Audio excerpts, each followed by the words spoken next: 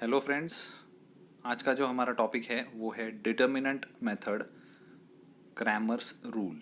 इससे पहले हम लोगों ने जो नॉर्मल डिटर्मिनेंट मेथड था जिसके अंदर हम लोग देखिए यहाँ पर थोड़ा सा ये जो स्क्रीन आपको दिख रही है ये थोड़ा सा इनोवेटिव कर दिया हमने ताकि आपको स्क्रीन भी दिख सके जहाँ पर मैं लाइव सॉल्विंग कर सकूँ और साथ ही साथ हम लोग यहाँ से जो सॉल्विंग के क्वेश्चंस है वो भी देख सके। जो इजी क्वेश्चंस है मैं यहाँ पर आपको स्क्रीन के ऊपर ही एक्सप्लेन कर दूंगा, बाकी का आप लोग यहाँ से स्क्रीन ये जो हमारा वीडियो कैमरा चल रहा है यहाँ से आप लोग देख सकते हो। ठीक है, तो दोनों चीज़ें साथ में हो जाएंगी।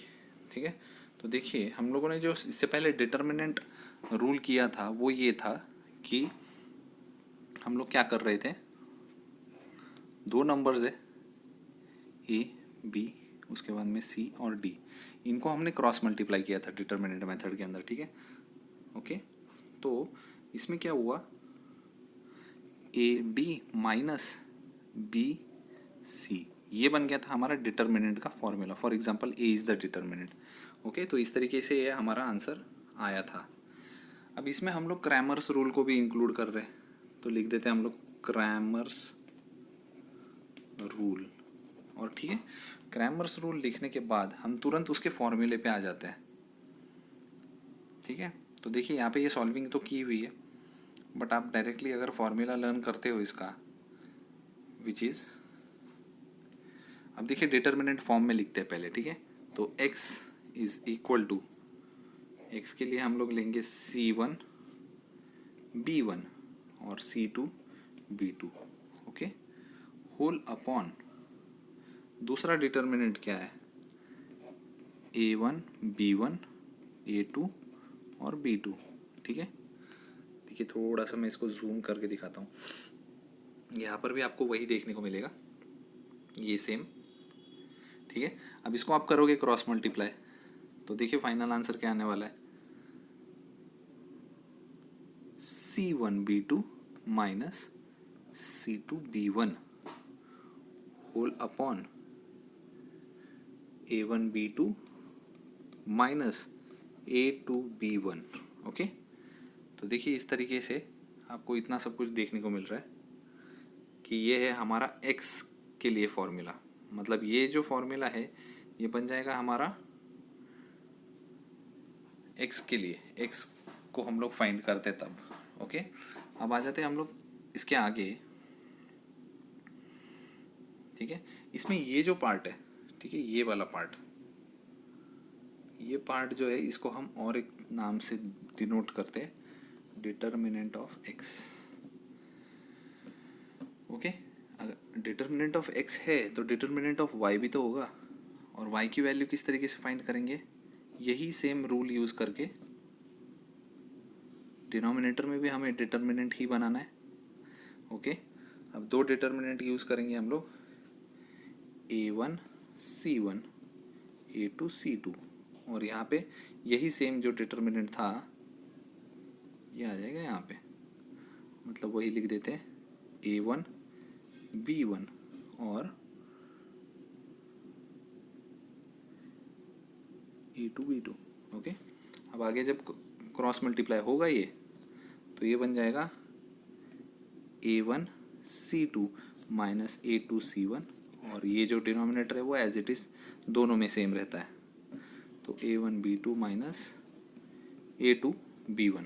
ओके, तो इस तरीके से देखिए ये x और y की वैल्यू फाइंड करने के लिए हमारे पास में ये दो फॉर्मूलाज है। ओके, अब आ जाते हैं सॉल्विंग के ऊपर कि सॉल्विंग किस तरीके से की जाएगी। ओके, तो थोड़ा सा नीचे आके देखते हैं कि सॉल्विंग में क्या है। चलिए ये एग्जांपल देखते हैं। ओके, तो एग्जांपल में उन्होंने दिया हुआ है कि यहाँ पे एक लाइन ड्रॉ कर देते हैं, एग्जांपल सॉल्व करते हैं हम लोग। देखिए दो इक्वेशंस है, पहली इक्वेशन जो है वो है 3x minus 2y is equal to 3। Okay, I hope आपको ये क्लियर दिख रहा है, ये फर्स्ट इक्वेशन है। और दूसरी इक्वेशन क्या दी हुई है, 2x plus Y is equal to 16। Okay, ये दूसरी इक्वेशन है, तो मतलब ये ऊपर जो है a1 b1 और ये है c1, ये है a2 b2 और ये है हमारा c2। ओके, तो मैंने आपको यहाँ पे सामने सामने लिख के दिखा दिया कि ये किस तरीके से है, राइट। अब इसके बाद में हमें पहले तो उन्होंने बोला है, देखिए यहाँ पे जो बोला है डिटर्मिनेंट, हम लोग वो यहाँ पे फाइंड करते हैं, सिर्फ डी फाइंड करना है। और डी के लिए हमारे पास में फॉर्मूला था, क्या है डी का फॉर्मूला, वो है A1 B1 और A2 B2। तो यहाँ पे डिटर्मिनेंट क्या है हमारा, ओके। तो डिटर्मिनेंट देखिए, A1 क्या है 3 और A2 है 2, B1 है -2 और फिर उसके बाद B2 है। अब इसको क्रॉस मल्टीप्लाई कर लेते हैं हम लोग। तो क्रॉस मल्टीप्लाई करने के बाद आंसर क्या आएगा, 3 minus of -4 that is 3 + 4, final answer is 7। तो डिटर्मिनेंट है हमारा 7। अब उन्होंने बोला dx की वैल्यू फाइंड कीजिए, dx की वैल्यू फाइंड करनी है, राइट। dx के लिए फॉर्मूला क्या था, dx के लिए फॉर्मूला था हमारे पास में, मैंने देखिए ये जो किया हुआ है मार्क, ये था हमारा फॉर्मूला dx के लिए। तो वो लिख देते हैं हम लोग, ठीक है। फॉर्मूला देखिए C1 B1 और C2 B2, ओके, ये लिख दिया। अब भाई C1 क्या है हमारा 3 और 16, C1 C2, और B1 B2 है -2 और y, सॉरी 1, y लिख दिया मैंने बाय मिस्टेक। अब इसको करते सॉल्व आगे। तो देखिए सॉल्व करते समय क्या क्या होगा, ये क्रॉस मल्टीप्लाई होने वाला है, तो ये आएगा 3, माइनस की साइन होती है, -2 और 16 जब मल्टीप्लाई होंगे तो -32 आएगा आंसर। फाइनल आंसर क्या आने वाला है, 3 + 32 दैट इज़ 35। तो dy भी, dx भी मिल गया। अब dy फाइंड कर लेते हैं, चलिए dy फाइंड करते हैं। तो dy के लिए हमारे पास फॉर्मूला क्या था, dy के लिए हमारे पास फॉर्मूला था ये था dy, ओके। तो वो फॉर्मूला लिख लेते हैं, A1 C1 A2 C2, okay. और A1 कितना है इक्वेशन में, ठीक है, इक्वेशन के अंदर A1 है 3 और फिर 2, फिर 3 और 16, क्रॉस मल्टीप्लाई होगा, 3 × 16 आंसर आएगा 48, और ये जो है -6, 48 - 6 42, ओके। तो देखिए 3 आंसर्स मिल गए हमारे। अब इसे हमें सिर्फ करना है आगे सॉल्व। तो देखिए क्रैमर रूल बोला है उन्होंने, तो क्रैमर रूल क्या बोलता है, मैं थोड़ा सा यहाँ पे भी लिख के दिखा देता हूँ आपको। क्रैमर रूल x के लिए है dx/d। तो dx कितना था भाई हमारा, dx था 35/7 कितना आंसर आने वाला है, तो आप ये अंदाज़ा लगा लीजिए 35/7 कितना आएगा। चलिए यहाँ पे लिख देते हैं हम लोग, 35 / 7, फाइनल आंसर 5। तो यहाँ पे आएगा x की जगह पे 5, ओके, और y की जगह पे कितना आएगा 42/7, आंसर आएगा 6। तो x की वैल्यू भी मिल गई, x की वैल्यू है 5, y की वैल्यू क्या है 6, ओके। इस तरीके से हमारा क्रैमर्स रूल यूज़ करके पहला जो है वो सॉल्व कर लिया है हम लोगों ने। देखिए यहाँ पे एग्जांपल्स भी वही उस तरीके से ही सॉल्व किया हुआ है। आई थिंक आप लोगों ने ये ज़रूर अटेम्प्ट करना चाहिए और देखना चाहिए कि क्या किस तरीके से आपको डिफ़िकल्टीज़ आ रही है। अगर डिफ़िकल्टीज़ आ रही है तो डेफिनेटली आप मुझे व्हाट्सएप करके पूछ सकते हैं, ओके। अब देखिए यहाँ पर क्वेश्चन में क्या बोला हुआ है, to solve the simultaneous equation by determinant method fill in the blanks, okay. तो यहाँ पर भी वही सेम क्रैमर्स रूल यूज़ किया हुआ है। अब देखिए यहाँ पर क्या क्या यूज़ होने वाला है, मैं फाइनल आंसर नहीं बताता हूँ आपको, क्या क्या यूज़ होने वाला है वो उसके बारे में बात करते हैं। कि यहाँ पर हमारे पास है 2 और -3 उन्होंने जैसे बोला था, तो -3 डिटर्मिनेंट के लिए A1 और A2 यूज़ करते हैं हम लोग, है ना। तो यहाँ पर ऊपर भी 2 आएगा और यहाँ पर 1 आएगा, तो मल्टीप्लाई करने के बाद मल्टीप्लाई होगा 2 × -3 एंड 2 × 1, तो -6 और -2, फाइनल आंसर आएगा मतलब यहाँ पे -6 और -2 ऐसे लिखेंगे हम लोग, तो फाइनल आंसर -8 आएगा। यहाँ पर आएगा -8। ओके, और फिर उसके बाद में आगे की सॉल्विंग भी आप उसी तरीके से कर सकते हो फॉर्मूला यूज़ करके। राइट, बहुत ही इजी था ना। तो देखिए हम लोग इसमें से है ना कोई एक क्वेश्चन कर लेते हैं, ताकि आपको इसका जो फर्दर एक्सप्लेनेशन है वो भी मिल जाए, और फिर आप जो है वो इसको इजीली सॉल्व कर सको। ओके, तो मैं इसको पेपर को थोड़ा सा एडजस्ट कर लेता हूँ और आपको वो एक्सप्लेनेशन बता देता हूँ। तो देखिए एक्सरसाइज 1.3 का हम रैंडमली कोई एक क्वेश्चन सेलेक्ट कर लेते हैं। चलिए फोर्थ क्वेश्चन करते हैं। ओके, फोर्थ क्वेश्चन, तो मैं क्वेश्चन लिख लेता हूँ यहाँ पे। तो क्वेश्चन है हमारा 6x - 4y = -12। ओके, और दूसरा है इक्वेशन हमारा, यहाँ पे सामने लिख देता हूँ मैं, 8x - 3y = -2।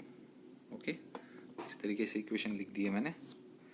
अब देखिए ये है A1 A2 sorry B1 A1 B1 और C1, और वैसे ही यहाँ पे होगा A2 B2 और C2।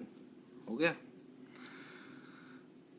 अब हमें सॉल्व करना है, x और y की वैल्यू फाइंड करनी है, तो मैं डायरेक्ट लिख देता हूँ x = dx/d, और y के लिए क्या होगा dy/d। dx के हम लोगों ने क्या फॉर्मूला लिखा था dx के लिए, ठीक है। तो आपको ये यहाँ पे अगर याद नहीं है तो आप देख सकते हो कि फॉर्मूला क्या था। ओके, ठीक है। तो आपको मैं यहाँ पे पहले वापस एक बार दिखा देता हूँ कि dx का फॉर्मूला क्या है, C1B1। ओके, याद रखिए क्या आया, C1B1 और फिर C2B2। ओके, और dy के लिए क्या फॉर्मूला था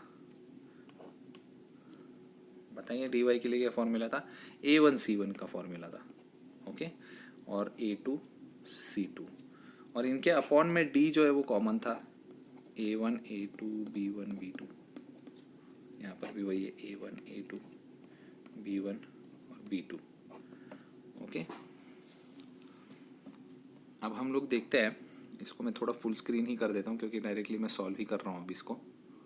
ओके, तो आप इसको इजीली देख पाओगे।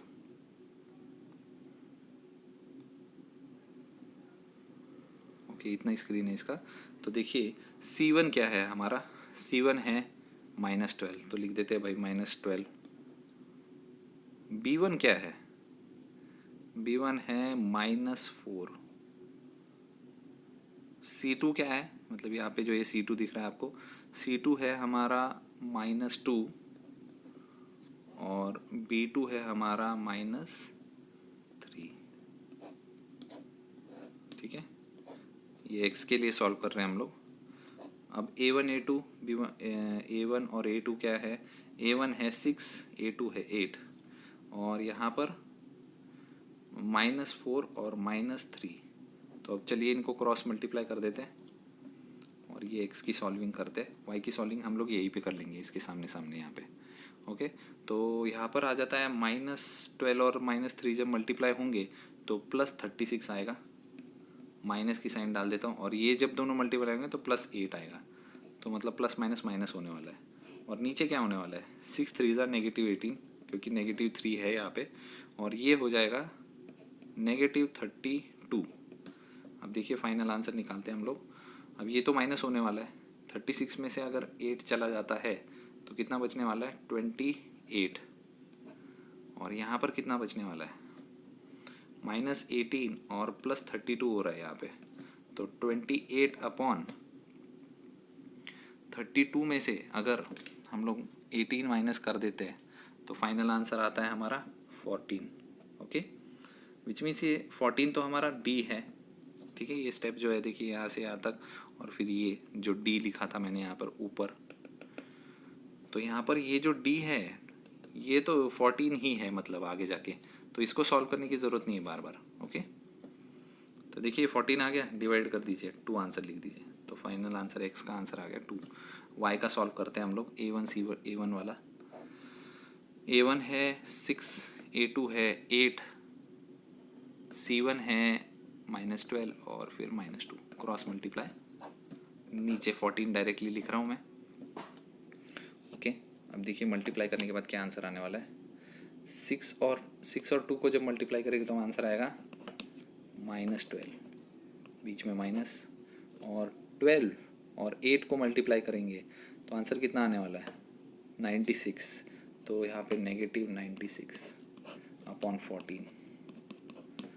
अब ये दोनों जो है ब्रैकेट खुल जाएंगे तो ये -12 प्लस 96 हो जाएगा, क्योंकि माइनस माइनस होता है प्लस, डिवाइडेड बाय 14। टोटल कर लेते हैं हम लोग 108 डिवाइडेड बाय 14। ओके, तो 108 डिवाइडेड बाय 14 डिवाइड करते हैं हम लोग और आंसर पता करते हैं। तो क्या 7 से ये डिवाइड होता है?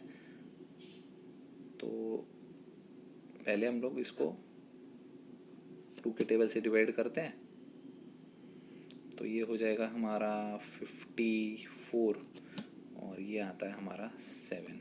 ओके, तो आंसर तो वो नहीं है, यहाँ पर फाइनल आंसर आ गया 54/7। ओके, सॉरी, यहाँ पे नेगेटिव साइन थी, ये हम लोगों ने गलत कर दिया है, तो इसको कट कर देते हैं। माइनस करना है, 96 माइनस 12 था, वो हम लोगों ने ऐड कर दिया बाय मिस्टेक। तो 96 में से अगर 12 चला जाता है तो बचता है 84/14। तो ये है 6, तो हमारा आंसर आ गया y का 6। तो फाइनल आंसर क्या है, x इज इक्वल टू 2 आया था और y इज इक्वल टू कितना आया 6। ओके, तो इस तरीके से हम लोगों ने ये पूरा सॉल्विंग की है, राइट। तो आप जो भी है हमारे क्वेश्चंस, इनको ज़रूर अटेम्प्ट कीजिए। मैं वापस एक बार आपको क्वेश्चंस दिखा देता हूँ सारे। देखिए, कुछ 6 क्वेश्चंस है, बहुत इजी क्वेश्चंस है, आप इसको इजीली अटेम्प्ट कर सकते हो। ठीक है, तो क्रैमर रूल की जो ये एक्सरसाइज थी ये ख़त्म होती है। आपको तुरंत ही इसका सेकंड जो आगे की एक्सरसाइज है उसका वीडियो में जल्दी अपलोड करने वाला हूँ, तो तब तक आप लोग इसे प्रैक्टिस कीजिए। जो भी डाउट्स होंगे आप ज़रूर पूछिए। Okay, thank you.